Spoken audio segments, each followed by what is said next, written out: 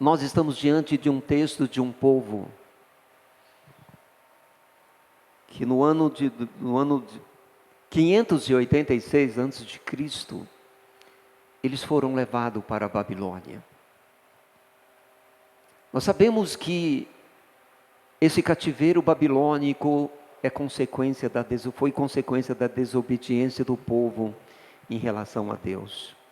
O povo se afastou de Deus, o povo desobedeceu a Deus, o povo amou o mundo mais do que o reino de Deus. O povo foi advertido por Deus, mas o povo não ouviu. E Deus então decretou a sentença de disciplina para o povo, e o povo foi levado para o cativeiro babilônico. Para o cativeiro babilônico. E esse cativeiro, ele durou 70 anos. E nós sabemos que a dor do cativeiro foi muito grande. O povo foram para o cativeiro, né? E o povo, depois de 70 anos, resumindo, Deus faz com que o rei Ciro faça um decreto e esse povo volta. Eles voltam para casa. Eles voltam para a sua terra totalmente destruída. Porque quando eles foram para o cativeiro, o exército babilônico veio, destruiu a cidade, destruiu o templo, matou grande parte do povo. O grande cerco trouxe fome, desânimo, trouxe morte. E eles foram para a Babilônia, eles voltam, e agora eles estão em casa. Mas eles estão enfrentando a crise da reconstrução, a crise da edificação do templo, da edificação dos muros, da edificação da cidade, né? Organizar a sua estrutura social, econômica. Eles estavam enfrentando também a perseguição dos seus vizinhos. E nesse momento, apesar de voltar, eles se veem em crise.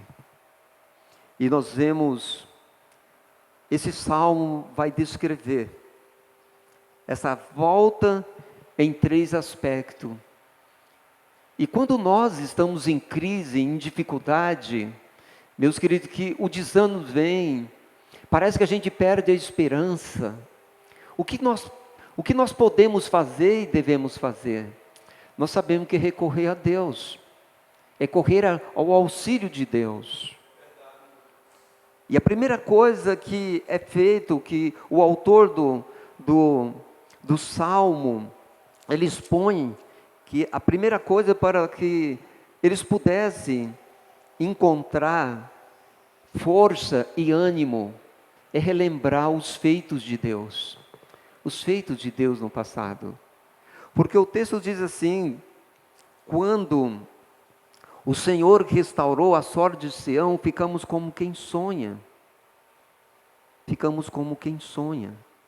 Então a nossa boca se encheu de riso e a nossa língua de júbilo. Então entre as nações se dizia: grandes coisas tem feito o Senhor por eles. Com efeito, grandes coisas fez o Senhor por nós, por isso estamos alegres. O verso 1 ao verso 3 faz com que eles recordassem o passado, para que eles pudessem ter esperança do futuro. E quando eles olham para o passado, eles veem o que Deus fez na vida deles. Ele diz: quando o Senhor restaurou a sorte de Sião, ficamos como quem sonha. Para o povo que estavam na Babilônia, e o Salmo 137 vai revelar o desânimo, a tristeza, as lágrimas. E quando você está no fundo do poço, numa situação sem saída, seja no campo financeiro, seja na sua saúde, seja nos seus relacionamentos, meus queridos, E quando a situação, ela muda, muitas vezes nós ficamos como alguém, como o povo de Israel. Dizem que eles ficaram como alguém que sonha, dizendo, não é possível. Será que realmente isso aconteceu? Será que realmente nós voltamos para casa ou nós estamos dormindo? Será que nós estamos dormindo e vamos acordar na beira dos lagos da Babilônia, lamentando e chorando? Ele diz, ficamos como quem sonha. Então para eles o retorno foi como um sonho. Parece que não é verdade, mas era uma realidade. Eles voltaram. E ficamos como quem sonha. Ficamos como quem sonha, né? Então significa que Deus foi além do que o povo esperava. O povo que tinha perdido a sua liberdade, a sua pátria, o seu templo, o seu culto, as suas festas, agora tinha a oportunidade de recuperar tudo isso. Tudo isso. O Salmo 137, de 1 a 5, revela esse desânimo que eles passaram lá. Mas o importante é saber que o cativeiro, ele tinha tempo determinado. Ele durou 70 anos. É verdade que o povo sofreram por causa da desobediência. Há momentos na vida que eu e você sofremos. Não porque estamos desobedecendo a Deus. Sofremos porque o sofrimento faz parte da nossa vida. E quando nós sofremos por amor de Cristo, né? É um sofrimento real. É um sacrifício que quando nós nos oferecemos como sacrifício vivo, santo e agradável ao Senhor, saímos do nosso conforto, enfrentamos as dificuldades por amor a Cristo, as afrontas, as perseguições, as humilhações, é sofrimento. Sofrimento é sofrimento. Seja por desobediência, seja por amor a Cristo. Mas o importante é saber, meus queridos, que o sofrimento na vida do crente, ela não dura a vida toda, ela não dura uma eternidade. O sofrimento na vida do cristão, ele tem um tempo para provar, um tempo para crescer, para amadurecer a nossa vida espiritual, para nos trazer mais perto de Deus quando a gente fica longe dele. Assim como na vida do povo, o cativeiro durou apenas 70 anos, porque tinha tempo determinado, porque Deus assim havia determinado, assim na minha vida e na sua vida. Tudo nesta vida passa. Tudo passará e um dia nós voltaremos definitivamente para a presença de Deus, onde nós haveremos de viver com Ele, onde não haverá mais sofrimento, não haverá mais nem morte, nem luto. Deus, Ele restaura a alegria, Deus restaurou a alegria que o povo pediu. O povo estava no cativeiro, estava em lágrimas, eles choravam. Mas é tempo limitado. Por isso que o salmista diz que a tristeza, ela vem durante a noite, no anoitecer, mas a alegria vem no amanhecer. Então nós cremos que as noites escuras da vida, ela vem. Assim como uma noite dura, depende a estação, vamos dizer que a noite seja 6 da tarde, às 6 da manhã, ela vem. Ela traz às vezes angústias, mas ela passa. As noites da nossa vida, de lutas, de sofrimento, de correções, de disciplina, ela passa. A lágrima pode vir durante a noite, mas a alegria, ela vem no amanhecer. E por isso nós não podemos, de forma alguma, desistir, porque Deus, Ele faz o milagre. Ele fez o milagre do povo voltar. Os milagres de Deus na nossa vida não é simplesmente milagre por milagre. Não é simplesmente cura por cura.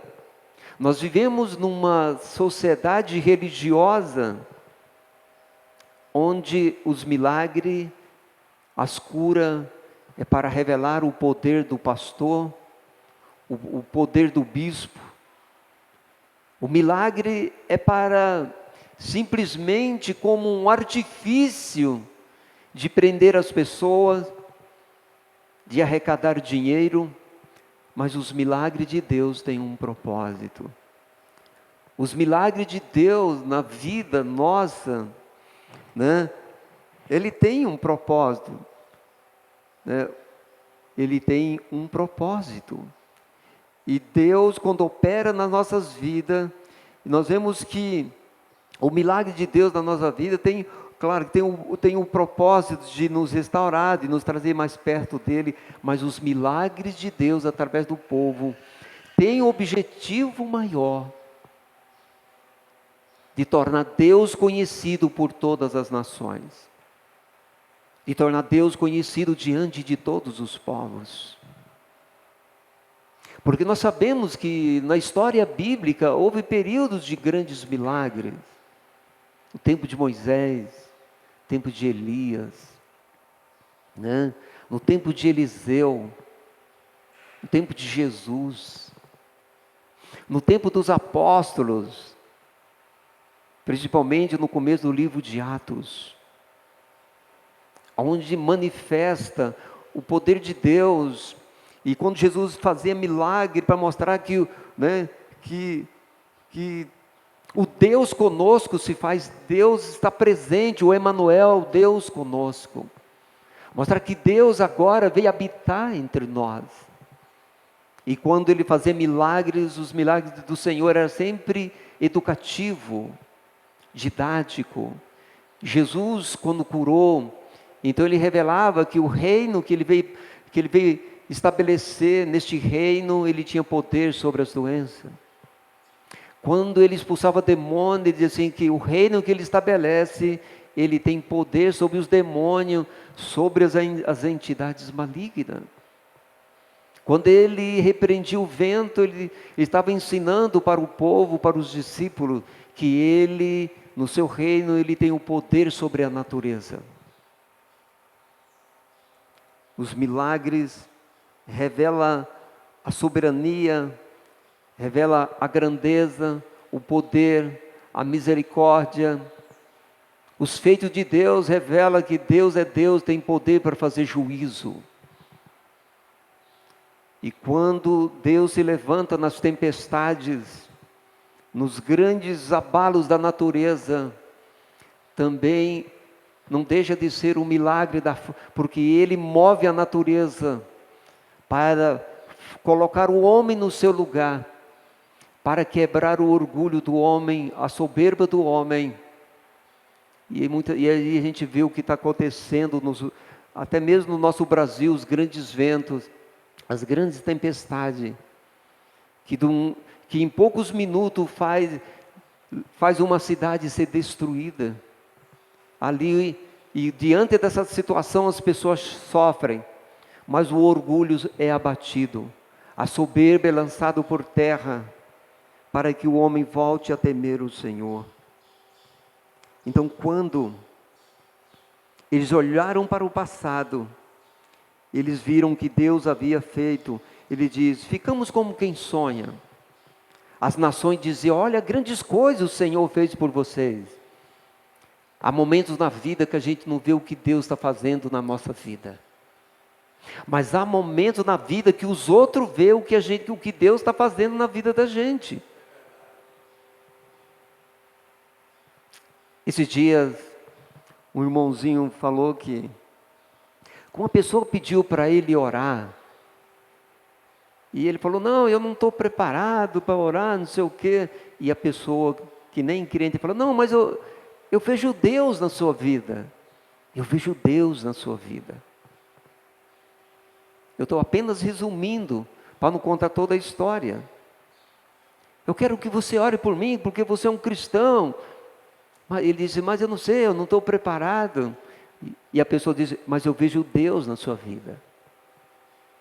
Então há momentos na vida que a gente fica, que a gente não consegue ver Deus, o Deus que operou no passado, a gente não consegue ver Deus presente nas nossas vidas, mas o de fora diz assim, estou vendo Deus na sua vida.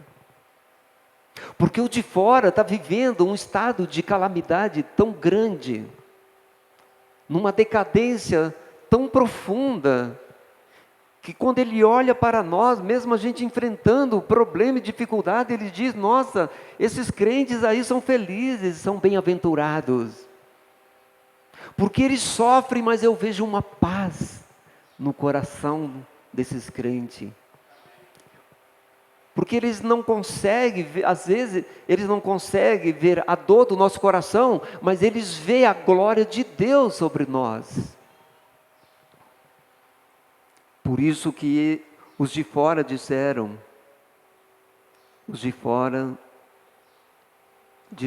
então grandes, entre as nações se dizia, grandes coisas o Senhor tem feito por eles. Então, quando eles olham para o passado, ele diz, o Senhor restaurou, o Senhor nos trouxe de volta. Nós estávamos como quem sonha. As nações, todo mundo começou a dizer, que maravilha, vocês voltaram, que bênção, o Deus de vocês é poderoso. Aí eles se alegram dizendo, realmente, Deus fez grandes coisas.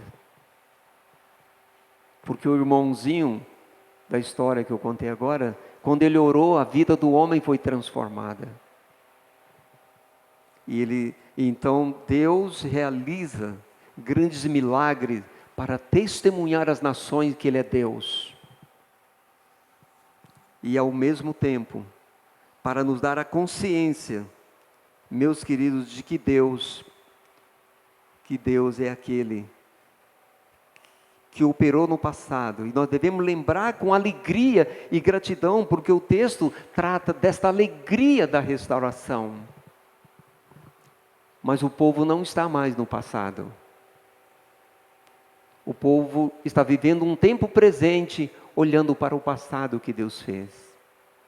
Mas o povo precisava encarar a realidade do seu presente, do seu tempo presente. Apesar do povo estar se sentindo num deserto vazio, sem vida, porque o verso 4 diz assim, restaura, Senhor, a nossa sorte, como as torrentes no Neguebe. Israel estava se sentindo agora, olhou para o passado, viu as grandezas de Deus, as maravilhas de Deus, mas olhando agora, encarando a realidade dos muros caídos, o templo destruído, meus queridos, a cidade devastada, eles se sentiram como pessoas sem força, impotentes, se sentiram como um deserto vazio,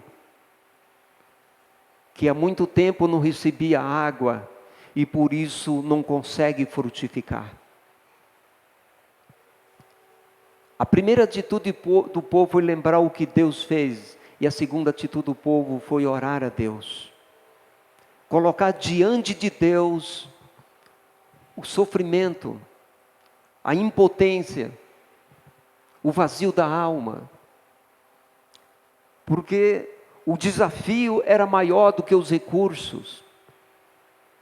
Os entulhos eram maiores do que as forças dos braços. E eles oram a Deus. Restaura, Senhor, a nossa sorte. Quando nós estamos abatidos, cansados, a gente precisa de algo que coloque energia dentro do nosso coração. Nós precisamos de um avivamento espiritual. Porque nós não podemos, de forma alguma, no tempo presente, nos ver caído, nos arrastando, e muitas vezes vivendo do saudosismo do passado. No passado eu era, no passado eu fazia, no passado Deus me usava. No passado Deus fez coisas grandes. No passado a igreja era cheia. Não podemos viver do passado. É preciso no tempo presente andar com Deus. Não podemos viver como um deserto, improdutivo, apenas relembrando das glórias do passado. Nós, como cristãos, não podemos deixar o tempo passar, ainda que cheguemos a 70, 80, 90 anos.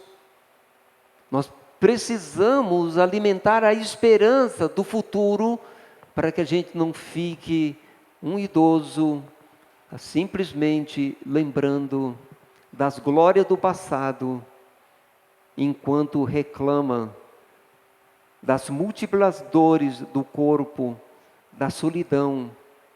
Porque a palavra de Deus, de acordo com o Salmo 92, diz que ainda na velhice daremos fruto. Ainda na velhice daremos fruto. Nós vemos que na história as igrejas passaram por grandes avivamentos, saíram dos grandes desertos, das lutas, das aflições, do esvaziamento, e se tornaram igrejas fortes, igrejas produtivas. Mas hoje, quando a gente lê as 7 igrejas do Apocalipse, e muitas outras igrejas contemporâneas, que passaram por grandes avivamentos, hoje não passam de igrejas mornas, de igrejas que às vezes está lotada de pessoas, mas estão vazias de alma, estão vazias de compromisso com Deus, estão vazias de amor ao irmão. Porque às vezes nós achamos que uma igreja lotada de pessoas é uma igreja que está em avivamento, mas pode ser uma igreja doente que incha, meus queridos, porque ela é envenenada com um evangelho barato,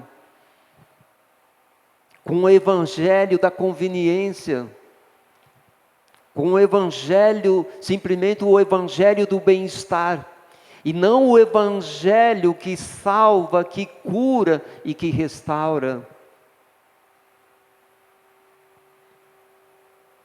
Os avivamentos nasceram no Pentecoste e nasceram em várias fases da vida da igreja. E eles clamam: Deus, restaura-me como o deserto, como as torrentes do Negueb,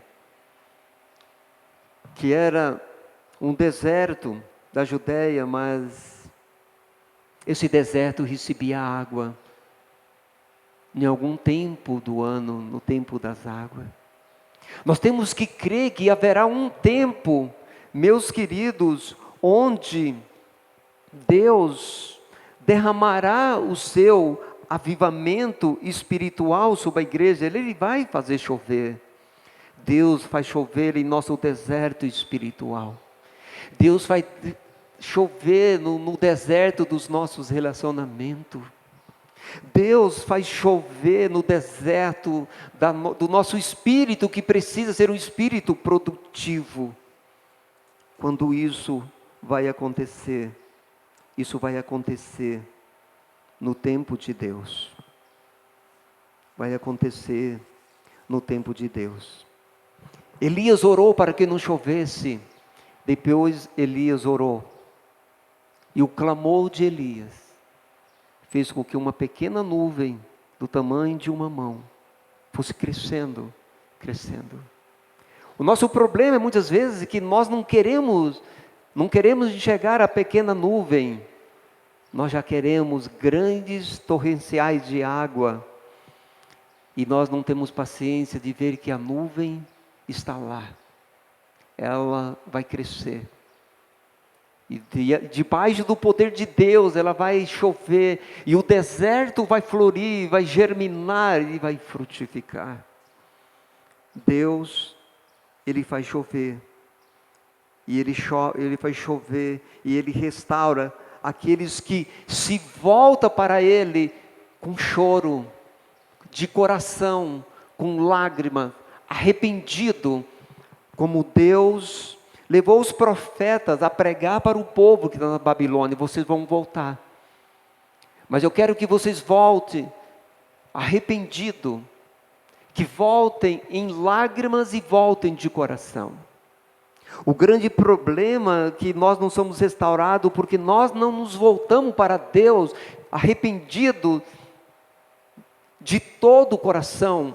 Muitas vezes nós voltamos na formalidade dos nossos cultos, de nossos rituais, sem arrependimento. Nos acostumamos a fazer a oração de confissão, nos acostumamos a cantar e nos acostumamos a ouvir a palavra sem dar o devido valor e liberdade para que esta palavra entre no mais profundo do nosso coração. Então, meus queridos, o povo olhou para o passado, mas o povo não somente olhou para o passado. Não adianta dizer no passado eu era, no passado eu fazia, no passado Deus era maravilhoso, né? No passado eu estou alegre porque Deus fez, mas eu estou arrasado no presente. Mas o povo orou. Mas eu quero terminar dizendo que o povo não apenas lembrou que Deus fez, o Deus que fez Ele vai fazer agora. Aí a gente ora e fica esperando, mas o texto vai terminar dizendo: os que com lágrimas semeiam, com júbilo ceifarão. Quem sai andando e chorando enquanto semeia, voltará com júbilo, trazendo os seus feixes. Deus restaura, a gente ora, mas a gente precisa agir. A gente precisa agir. Trabalho duro, semeadura e colheita, depende também da nossa responsabilidade. Nós vivemos na doutrina, Deus é soberano, Ele faz tudo, é no tempo dEle, do jeito que Ele quer, é verdade. Mas na soberania de Deus está incluído a nossa responsabilidade. A responsabilidade humana de obedecer a palavra de Deus. O cativeiro lá na Babilônia foi como uma semeadura, com lágrimas. O retorno para a terra foi a colheita com alegria. Colheita com alegria. Tudo, o templo estava caído, os muros estavam caídos, a cidade estava destruída. Você acha que só orar e fazer assim, vamos orar que os muros se levantam? Não. Nós entendemos que Deus levantou Neemias para restaurar os muros. Para restaurar o muro. Nós sabemos que durante 16 anos o templo ficou sem construir. No ano 520 eles voltaram a reconstruir o templo. E o templo foi reconstruído. Por que foi reconstruído? Porque eles colocaram a mão na massa. Porque tiveram a oração e atitude, oração e ação.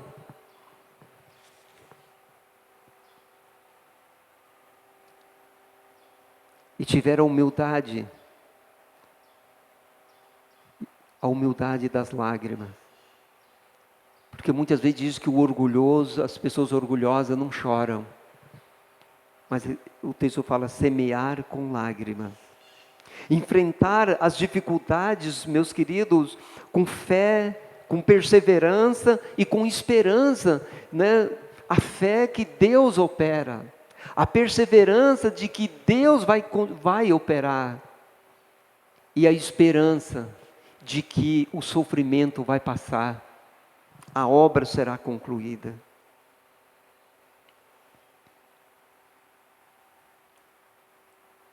Nós precisamos semear. Muitas vezes nós temos medo de semear achando que vai faltar. Acha que vai faltar. Tem hora que a gente não semeia tempo na vida, não tem tempo para as pessoas, porque a gente fala assim, se eu investir tempo ali, vai me faltar tempo. Vai me faltar tempo. Né? Mas a palavra de Deus, ela nos ensina que A semente que multiplica é aquela que você semeia e não aquela que você retém, a semelhança dos agricultores. No passado, reservava as melhores sementes para o plantio. A melhor semente era aquelas que iam multiplicar. O celeiro ficava ali reservado aquela que era para ser consumida. Mas o que trazia multiplicação, prosperidade para as famílias rurais no passado, era a semente que semeava. Então nós precisamos estar dispostos e responsáveis a semear, e acima de tudo, a semear a palavra do Evangelho. A palavra do Evangelho. Por isso que a palavra do semeador falou, semear na beira do caminho, no meio das pedras, no meio dos espinhos e na terra fértil. Ainda que a semeadura seja difícil, e pregar o Evangelho, você prega para 10 pessoas, semeia em 10 pessoas, colhe em 1, semeia em 15 pessoas, e colhe em 1 pessoa. Dá para você desligar ali? Mas é semeadura com lágrima. Os irmãos dizem, nós estamos aqui hoje, nós somos 1, 2, 3, 4, 5, 6, 7, 8. Pode estar lá dentro. Maravilha. Né? Porque foram sementes que frutificaram. Se a semente foi lançada no meu coração, frutificou, então eu fico entusiasmado, porque no passado a semente foi lançada em mim, então, e compreendendo que Deus tem os seus escolhidos, então eu vou lançar a semente, porque Deus tem os seus escolhidos. A semeadura tem efeitos eternos, não temporário. Parece que no tempo presente a gente não colhe aquilo que a gente gostaria de colher em todas as áreas da vida, mas a colheita, ela é além desta vida. É além desta vida. Jesus falou da semente, do trigo, que se ela não morrer, ela não pode frutificar, falando da sua própria morte. Paulo considera a ressurreição, a morte e a ressurreição, e ele fala que quando nós morremos, nosso corpo é como uma semente corruptível que foi lançada na terra, ela se decompõe, ela morre, mas um dia essa semente será ressuscitada num corpo glorioso. Então nós não podemos ter medo de semear. Vamos semear perdão para colher o perdão. Vamos semear o amor para colher o amor. Vamos semear a generosidade de ajudar para que a gente possa prosperar, porque a palavra de Deus diz que o generoso prospera. E um dia, no dia do juízo, será o dia da grande colheita. É o dia da grande recompensa para quem serviu. Porque nesse dia Jesus vai dizer assim, entrai-vos aqui no reino que está preparado, bendito de meu Pai, no reino que está preparado desde a fundação da terra. Aí ele diz, eu tive fome e você me deu comida. Eu estava com sede, você me deu água. Eu estava enfermo e você foi me visitar. Você semeou roupa, semeou água, semeou um tempo de visitar alguém. Então você vai colher. Você é salvo pela fé, mas será julgado pelas obras, porque as obras revelam que tipo de fé você teve. Então ele vai dizer nesse dia, aqueles que não semeou nada, ele diz assim, olha, apartai-vos de mim, malditos, para o fogo eterno preparado para o diabo e seus anjos, porque eu tive fome, você não me deu comida. Eu tive sede e você não me deu água. Eu estava preso e você não foi me visitar. Eu estive doente e você nunca foi lá me ver. Então nesse dia, será o dia da grande colheita. Que nós não venhamos desanimar diante das provas da luta e das lutas. Meus que não deixe que o sofrimento esqueça as grandes coisas que Deus fez na sua vida. Quando você estiver, em segundo lugar, de maneira impotente, eu não tenho mais recurso, então ore a Deus, clame a Deus, para que Ele traga um renovo, uma força, uma porta, Ele faça chover sobre a sua vida. Ore, mas não fique parado. Continue combatendo, como Paulo disse, combati o bom combate, completei a carreira, guardei a fé e a coroa me está preparada. Que Deus nos abençoe, que lembre o passado com gratidão. Olhe para o tempo presente e coloque suas crises diante de Deus. Olhe para o futuro, tome atitude, porque haverá uma grande colheita, ou uma grande decepção, quando Jesus voltar. A escolha é minha, a escolha é sua, essa é a nossa oportunidade. Que Deus nos abençoe.